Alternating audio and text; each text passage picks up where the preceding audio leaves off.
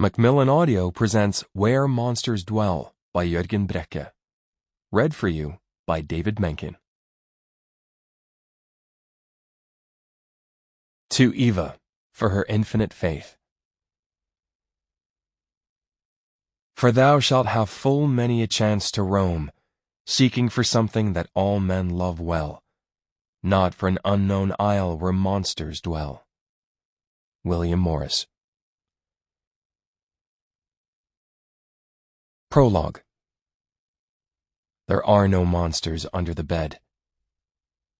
The spaceship he spent almost a week building is wrecked, the pieces strewn all over the floor. Some of them are weighed down by the end of the bed where he's hiding. When he burst into the bedroom, he inadvertently swept the spaceship from the green plastic table that he and Papa had bought at IKEA. Now he's afraid that the crazy person downstairs might have heard the crash when the Lego pieces scattered in every direction. A Luke Skywalker figure, which he had wanted for so long and just got for his birthday from his parents, is standing right in front of his nose and staring at him with dark, empty eyes. He's trying to breathe calmly and stay as quiet as he can. He mustn't make a sound. Then that raging person might not find him, might turn around and leave. But is that what he wants? If the person leaves now, Mama will be taken away. The only thing he saw was an arm and the crowbar that struck his mommy in the head, right above her ear. Her head was flung backward like a rag doll's, her neck so thin and white. Round drops of blood seemed to hover in the air. She fell to the floor without crying out, and he had to take a step back so she wouldn't fall on him. Then a shadow appeared standing in the doorway. He didn't dare look at it, not sure whether it was a man or a woman. He knew only that the person wanted to do them harm. For an instant, the time it took to draw a breath deep into his lungs, he thought he ought to protect his mommy. Then the figure took a step into the house, and the boy glanced at the crowbar. There was blood on it. Mama's blood. He turned and ran. I have to breathe softly, he thinks, without a sound. He hears footsteps on the stairs, heavy steps like Papa's. Could it be him? Had his father come home just in time to save them? The footsteps stop at the top of the stairs.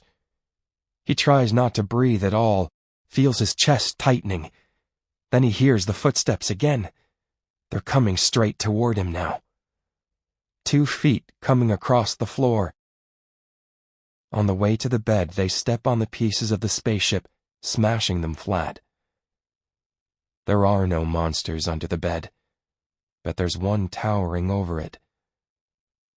Slowly the figure squats down. The boy hears the unfamiliar breathing come closer. Then he hears the voice, I am everywhere. A hand grabs him by the hair and drags him out to the middle of the room. He doesn't want to scream and has only one thought. Now I can be with Mama. Part 1. The Edgar Allan Poe Museum. God is an understandable sphere in which the center is everywhere and the circumference nowhere. Alain de Lille, circa 1100 AD. Chapter 1. Bergen, Norway, September 1528. The mendicant monk had heard few good things about Bergen, and even fewer about Norway, the land where he was born, about which he had forgotten so much. A lost and windswept land, it was said. The towns were far apart, but Bergen at least was a town of some size, and if the beard cutter had settled here, it certainly meant that he had found what he sought among the young men of the town. The coastal vessel on which he arrived from Rostock was the type that the Hanseatic seamen had used in the olden days, and some were still in use up here in northern waters. They were good at sea, but could not compete. Sample complete. Ready to continue?